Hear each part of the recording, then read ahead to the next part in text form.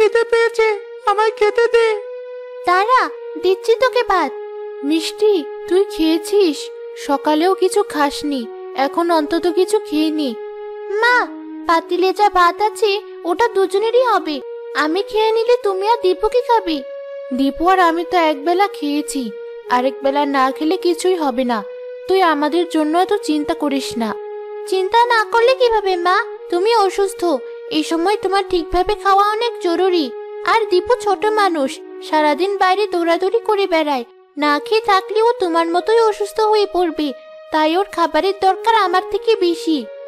কিন্তু তাই বলে তুই সারাদিন না খেয়ে থাকবি? ঘরে চাল অনেক কম, টাকা পয়সাও নেই তেমন, একটু তো মানিয়ে চলতেই হবে। আমি দেখি কাকিদের বাড়িতে গিয়ে কিছু খাবার পাই কিনা। আচ্ছা, তাই কর তবে। রে, এখনো খেতে দিলি না আমায়? আর কতক্ষণ বসে থাকবো? ওই তো তোমার ছেলে ডাকছি, আমি যাই, ওকে খাবার দেই। তুমিও খেয়ে নিও মা। মিষ্টি ঘরের কাজ সারার পর কাকির কাছে যাওয়ার জন্য বের হলো। কাকি তাকে দেখে বেজার মুখ করে দরজা খুললেন। দেখ মিষ্টি, এখন আমার হাতে কোনো টাকা পয়সা নেই, আমি তোকে কোনো ধার টার দিতে পারবো না। আমি ধার নিতে আসিনি কাকি, আপনাদের বাড়িতে প্রতিদিনই কিছু না কিছু খাবার বেঁচে যায়। মা কাজ শেষে আগে খাবারগুলো নিয়ে যেত, এখন তো মা অসুস্থতার জন্য কাজেও আসতে পারে না, খাবারও নিয়ে যেতে পারে না। আপনার ঘরে বেঁচে থাকা কিছু খাবার যদি আমাকে দিতেন বেশ উপকার হতো। ও, এই কথা আগে বলবি তো। ভালো করেছিস এই সময় এসে, আর একটু দেরি করলে খাবারগুলো ফেলে দিতাম।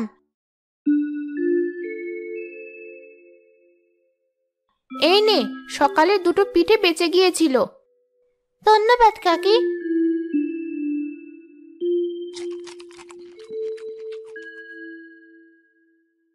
আপনার বানানো পিঠার স্বাদই অন্যরকম। বাজারে এক মহিলা খুব ভালো পিঠা বানাতে পারে, তার থেকেই কেনা। তোর মা কাজে না এসে তো আমার অবস্থা কাহিল করে দিয়েছে, সব কাজ একা করতে হচ্ছে আমার। তোর মাকে বলিস তাড়াতাড়ি সুস্থ হয়ে কাজে ফিরতে, নয়তো আমার অন্য লোক খুঁজতে হবে। জি কাকি, বলবো। আপনি একটু ধৈর্য ধরুন, তাড়াহুড়ো করবেন না। মা এই কাজটা হারালে আমরা অনেক বিপদে পড়ে যাব। ঠিক আছে ঠিক আছে, বিপদে তো আমি পড়েই আছি, তবুও ধৈর্য ধরা ছাড়িনি। আচ্ছা কাকি, আজ তবে আসি। আমি নিজেই যদি কোনো কাজ করে টাকা উপার্জন করতে পারতাম, তাহলে মার আর এই অসুস্থ শরীর নিয়ে প্রতিদিন অন্যের বাড়িতে কাজে আসতে হতো না। এই মেয়ে, পিঠা খাবে নাকি? শীতের মজার মজার সব রকমের পিঠা আছে। তুমি ছোট মানুষ, তোমাকে না হয় একটু কম দামেই দিব। ধন্যবাদ, কিন্তু আমি একটু আগেই পিঠা খেয়ে এসেছি, পিঠাগুলো খুব মজার ছিল।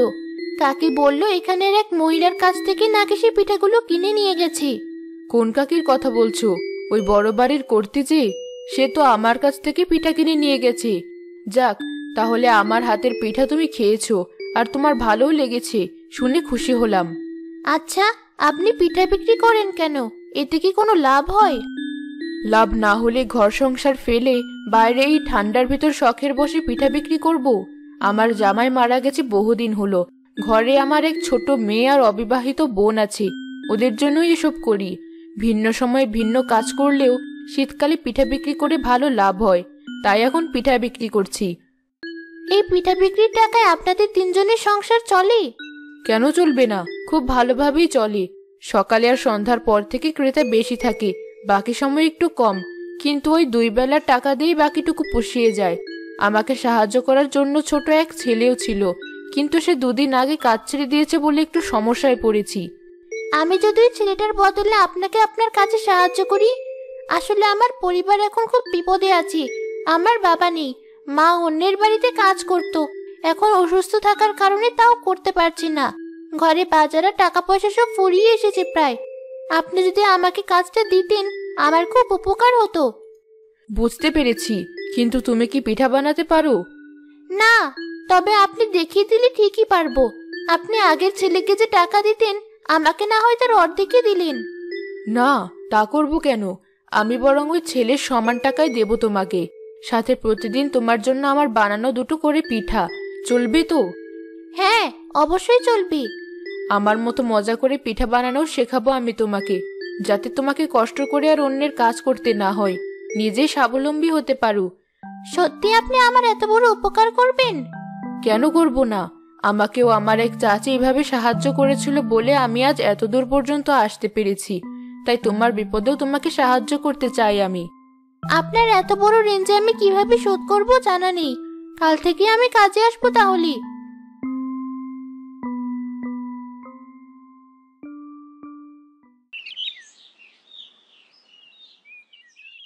কিরে মিষ্টি, সে কখন বের হয়েছিস? এতক্ষণে তোর আসার সময় হলো। কাকিদের বাড়িতে কিছু খেতে পেরেছিলি নাকি কিছু না খেয়ে চলে এসেছিস? খেয়েছি মা, দুটো পিঠে খেয়েছি। দীপুর জন্য গরম গরম একটা পিঠা এনেছি। আমাকে তাহলে পিঠাটা দে তাড়াতাড়ি, নয়তো আবার ঠান্ডা হয়ে যাবে।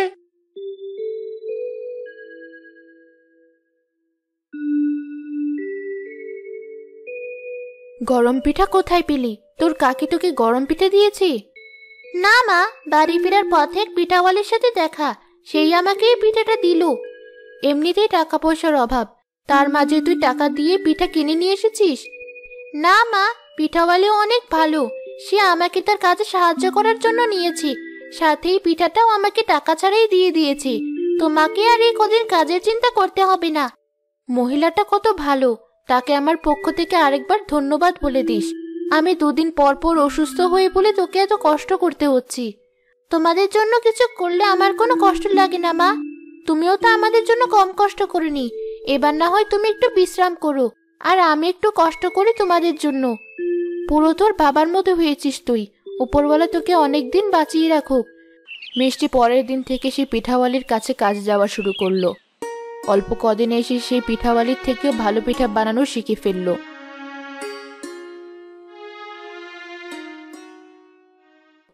তোকে আর আমার শেখানোর মতো কিছু নেই, তুই নিজেই হয়তো আমাকে কয়দিন পর উল্টো পিঠা বানাতে শেখাতে পারবি। কি যে বলেন চাচি, আপনার কাছ থেকে আমার হাতে খড়ি নেওয়া, আমি আপনাকে কিভাবে শেখাবো? হয়েছে, থাক, আর নিজেকে ছোট ভাবিস না। এই যে আমার পুরনো পিঠা বানানোর সব জিনিসপত্র আর একটা চুলা। উপরওয়ালার নাম নিয়ে তুইও একটা পিঠার দোকান দিয়ে দে। বলেছিলি তোর মা আরো বেশি অসুস্থ হয়ে গেছে, তাকে শহরের বড় ডাক্তারের কাছে নিয়ে যেতে হবে। তাই যত তাড়াতাড়ি তাকে ডাক্তার দেখাবি ততই ভালো। হ্যাঁ, ভাবছি তাহলে কাল থেকে শুরু করে দিই। কর, তোর কোনো সাহায্য লাগলে আমাকে বলিস। কিন্তু আমার মতো বাচ্চা মানুষের কাছ থেকে কে পিঠা কিনবি? কিনবে চিন্তা করিস না, আমি আমার কিছু ক্রেতাদেরকে তোর কথা বলে দেব আর তোর দোকান দেখিয়ে দেব। ওদের তোর পিঠাকে ভালো লাগলে ওরাও অন্যদেরকে তোর দোকানের কথা বলবে। ঠিক আছে চাচি, আপনি আমার পাশে না থাকলে আমার এত দূর আসা সম্ভব হতো না। আপনাকে যতই ধন্যবাদ দেই না কেন কম হয়ে যায়। ধন্যবাদ দিতে হবে না, তুইও আমার মতো অন্য কোনো অসহায় মানুষের উপকার করিস, তাতেই আমি খুশি। আমার সামর্থ্য হলে অবশ্যই করব চাচি। আজ তাহলে চলি, কাল দোকান খোলার জন্য সব ব্যবস্থা নিতে হবে আগে ভাগেই। আচ্ছা যা, উপরওয়ালা তোর ভালো করুক। মিষ্টি পরের দিন দীপুকে নিয়ে ভালো এক জায়গা দেখে দোকান খুলে বসলো।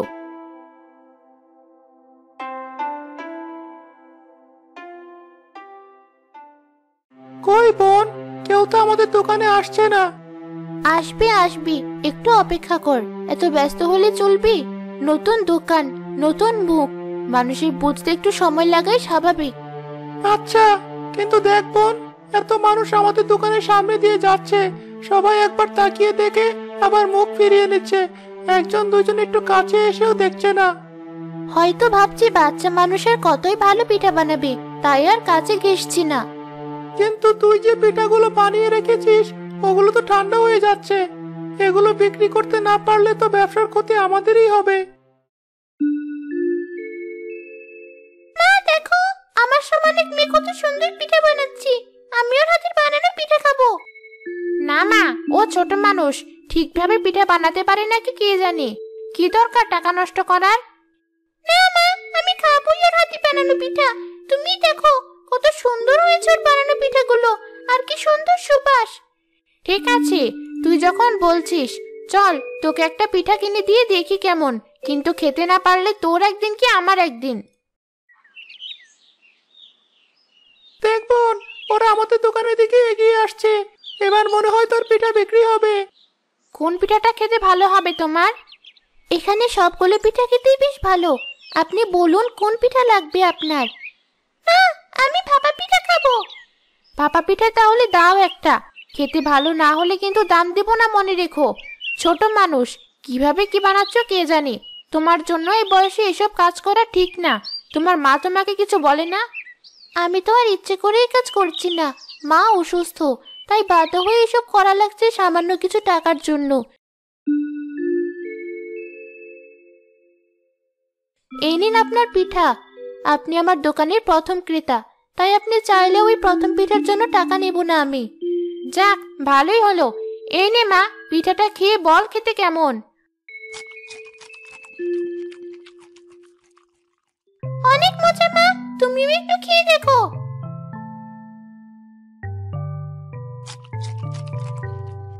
তাই তো দেখছি, ওই পুরাতন পিঠাওয়ালি পিঠাও এত মজা হয় না। আপনাদের ভালো লেগেছে জেনে খুশি হলাম। মা, আমি আরেকটা পিঠা খাবো। ঠিক আছে, আমার মেয়ে আর আমাকে আরো দুটো পিঠা দাও, সাথে ওই পিঠাটাও দাও আমাকে, খেয়ে দেখি কেমন। এই নিন।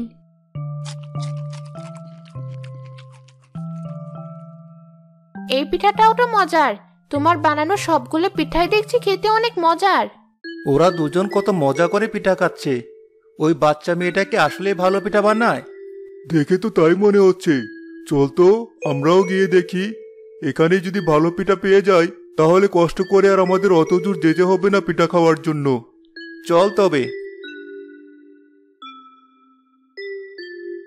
আমাদের দুজনকে ওই দুটো পিঠা দাও তো।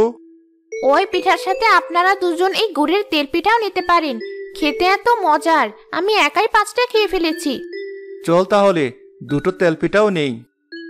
আমাদেরকে এমন মজার পিঠা খাওয়ানোর জন্য তোমাকে অনেক ধন্যবাদ। আমার মেয়ে জেদ না ধরলে তো আমি এদিকে আসতামই না। তুমি এই শীতে পিঠা বানানো বন্ধ করো না যেন। আমরা আবার আসবো তোমার পিঠা খাওয়ার জন্য। জি, আমরা আছি। আপনার যখন পিঠা খেতে ইচ্ছে হয় আপনি চলে আসবেন।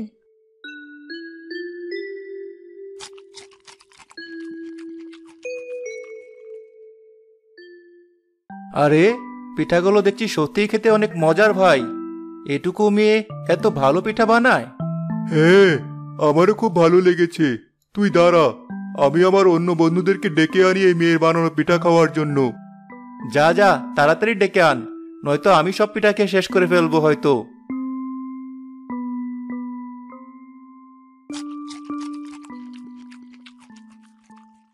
মিষ্টির পিঠার দোকানে একে একে মানুষের ভিড় বাড়তে থাকলো।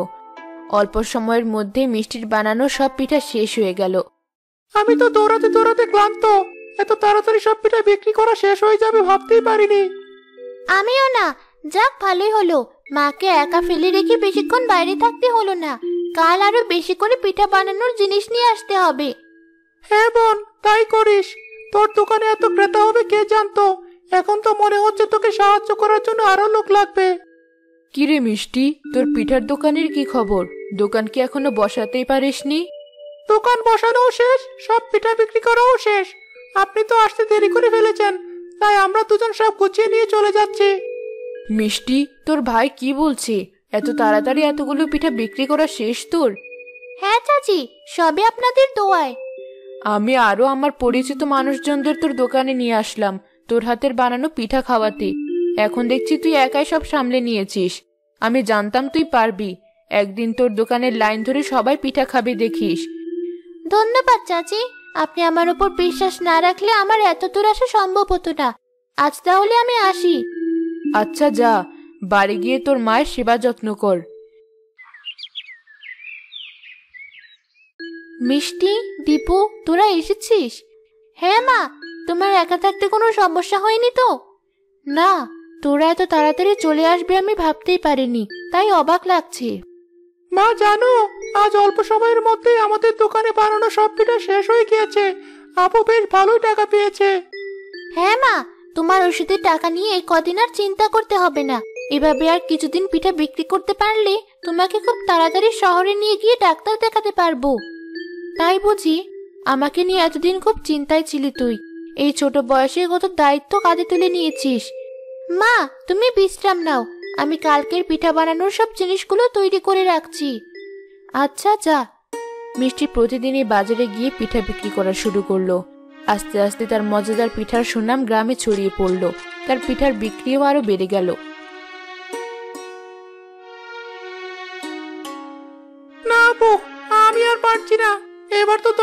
আমাকে সাহায্য করার জন্য আরেকটা লোক নেওয়াই লাগবে।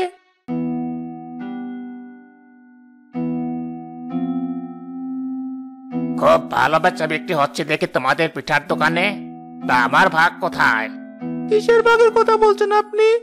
এই ছোট ছেলে, তুই সামনে থেকে সর আমার। তোর বোনকে কথা বলতে দে। এই মেয়ে, আমার ভাগের টাকাটা দাও। কোনো গন্ডগোল না চাইলে আমি চুপচাপ চলে যাব। কিন্তু আমার কষ্টের টাকায় আপনার কিসের ভাগ? জানো না বুঝি? অবশ্য বাচ্চা মানুষের না জানারই কথা। এই বাজারে যাদের দোকানপাট আছে তারা সবাই আমাকে চাঁদা দেয়, আর তার বদলে আমি তাদের শান্তিতে থাকতে দেই। তবে নতুন দেখে কিছু বলছিলাম না, ভেবেছিলাম সপ্তাহ পার হলে তুমি নিজেই আমার সাথে দেখা করতে আসবে। কিন্তু আসনি যেহেতু, আমি নিজেই তোমার সাথে দেখা করতে চলে এলাম।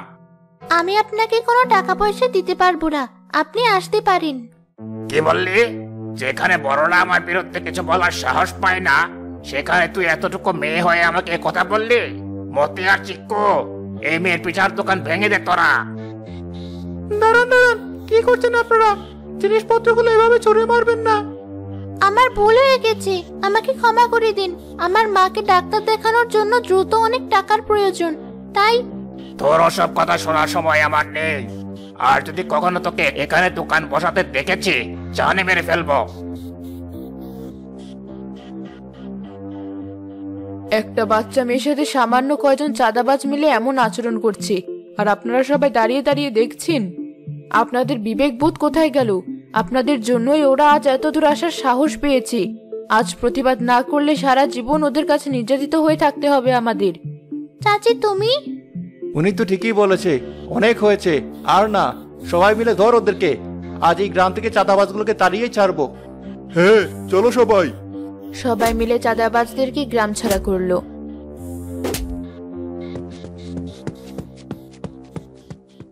মিষ্টি আবার নতুন করে তার পিঠার দোকান সাজিয়ে পিঠা বিক্রির টাকা দিয়ে তার মাকে সুস্থ করে আনলো।